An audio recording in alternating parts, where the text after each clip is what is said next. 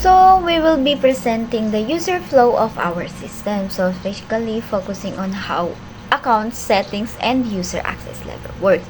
So, para mas mamadali intindihan, so sisimulan natin siya sa process step by step, starting with our main user. So, which is yung mga students. So, start tayo sa user role and access. So, first off, yung standard user natin dito is yung student, and basic user access level lang yung i-handle nila. So, next is yung login and account settings. Mag-open lang sila ng app, then magla-login sila using their email or ID and password. So, pagkapasok nila, they can easily manage their account settings. So, pwedeng mag-edit ng profile, change password, update contact info, or pati yung mga notification reference nila. So, next naman tayo sa student dashboard. So, dito sa student dashboard, pwede nilang i-view yung existing concern nila. So, check nila yung mga status nila or mag-create sila ng bago. So, next is yung creating a concern. If mag-create sila ng concern, so mamimili lang sila ng mga category. Katulad na lang ng mga academic issues, facilities, or more, etc. etc. Tapos, they will choose if gusto ba nila yung mag-file ng complaint or make a suggestion. So, then the last is submission and database storage. So, after that, pwedeng mag-attach ng evidence. So, like photos or videos. Then, click lang yung submission button. Tapos, diba, ang dali lang nila. So, makukuha na agad nila yung submission confirmation. So, with their reference number. At the same time, automatic na magsisave lahat ng data sa database natin. So, for users' profiles, submitted concern, evidence, and overall submission. So, that's all. Sa flowchart, may standard user, may system administrator, at may super administrator. Pero bilang system administrator, ang focus natin ay ang admin role. Ang admin ay mas mataas ang access niya kumpara sa student dahil siya ang responsible sa pag-review at pag-process ng concerns. Pero mas limited pa rin yung access niya kumpara sa super administrator. So, yung main responsibility ng system administrator ay ang pag-manage ng concern na sinubmit ng standard user o ng student. Pagkatapos niya mag-login gamit yung email niya at password niya, mapupunta siya sa admin dashboard. Dito niya makikita yung incoming concern, yung task, report, and statistic. Pwede niyang i-review yung concern kasama yung mga application letter, attachment, category, at details. Pagkatapos ng review, pwede niyang i-forward sa department o i-assign sa specific officer ang mas mag-gather pa ng additional information. Kapag tapos na, re-record niya yung action. Pwede niyang i-update yung status bilang resolved or rejected or ongoing pa. At pwede siya maglagay ng notes or reason. Ganun. Para sa admin, mahalagang maintindihan na ang standard user or student ay may limited access. And then sa admin naman, may permission na mag-view at mag-review ng concern. Tingnan ng attachment at i-check ang category at details at i-process na rin yung mga concern. Pwede niyang i-forward ang concern sa appropriate department, i-assign ito sa specific officer, mag-record ng solution or response, i-update yung status, maglagay ng reasons, at magbigay ng feedback dun sa student. Meron din siyang account setting para sa profile, password, at notification preference. Kapag yung student nakalimutan niya, yung standard user, nakalimutan niya yung password niya, is pwede siyang mag-apela dun sa admin kung pwede palitan yung password niya dahil may mas mataas na access yung admin kaysa sa student. Sa system, ang access ng admin ay control based sa kanyang assigned role.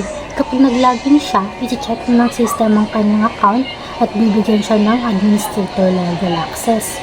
Makikita rin sa flowchart yung user profile database kung saan nakakonected yung user information. Dahil dito alam ng system kung anong role at access level ang dapat ibigay sa user. Ang admin ay may access sa function na kailangan niya para sa concern management, pero hindi niya hawak ang highest level control ng system. At mas advanced na management ng account, rules, security at system configuration ay para dun sa isa pang user role. Ang mas mataas pa yung super administrator. So overall mas ang system administrator ang nagsisilbing middle person between the student and the system higher management.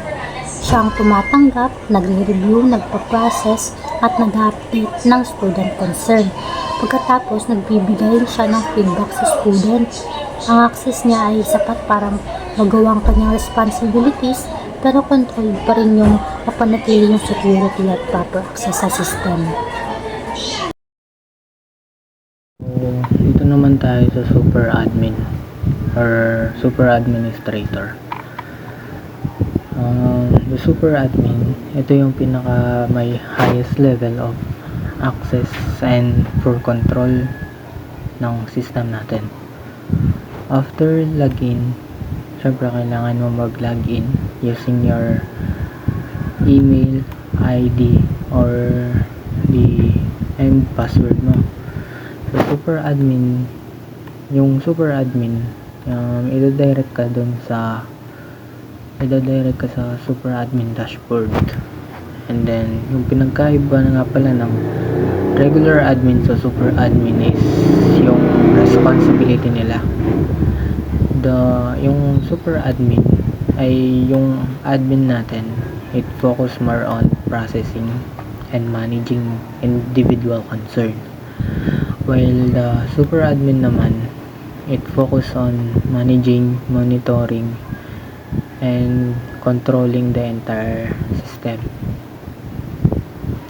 From the super admin dashboard, siyempre nasa dashboard ka na, super admin dashboard,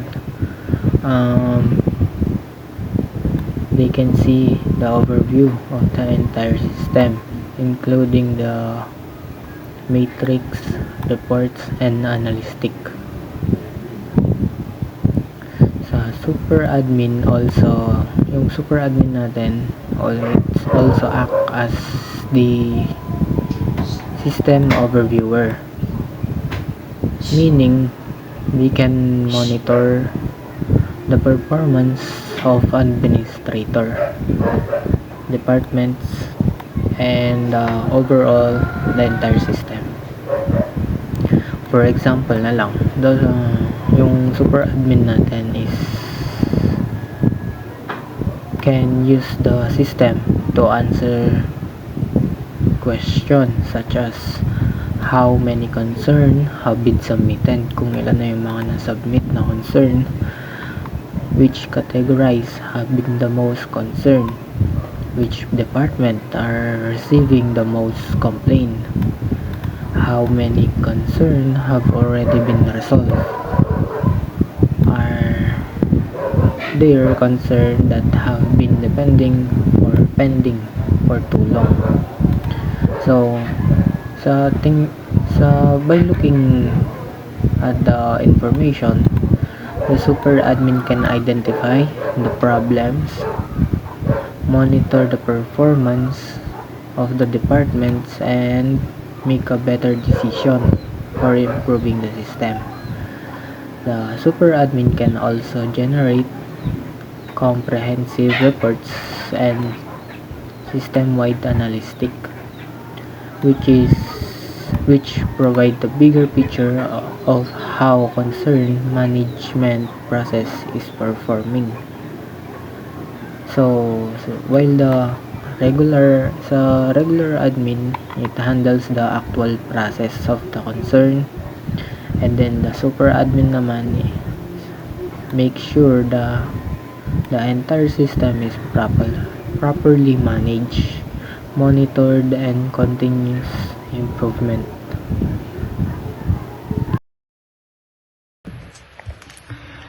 System overseer, monitoring, and control.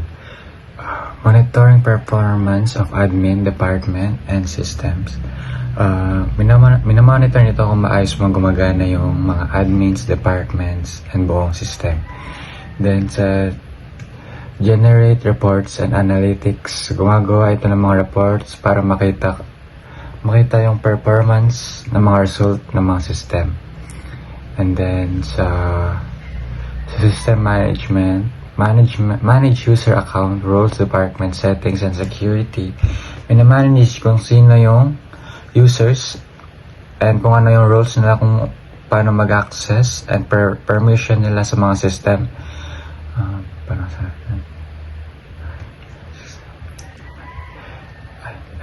Sa audit logs and history, record all system activities. Kung baka naka-record lahat ng importanteng action, para madaling malaman kung sino yung mga gumawa ng mga activity. Workflows logs. Track workflows and status changes.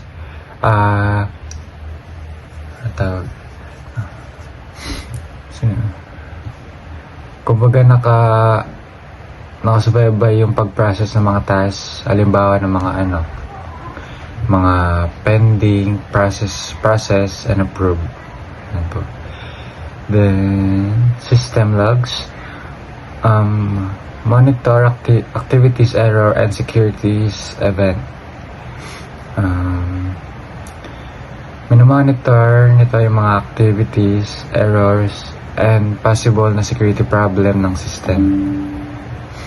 And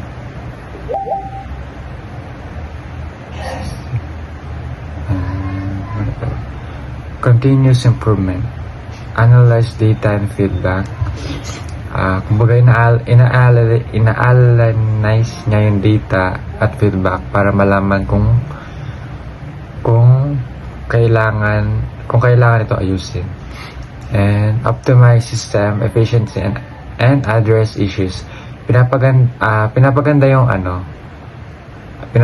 pinapabilis yung mga system and inaayos yung mga error or problems.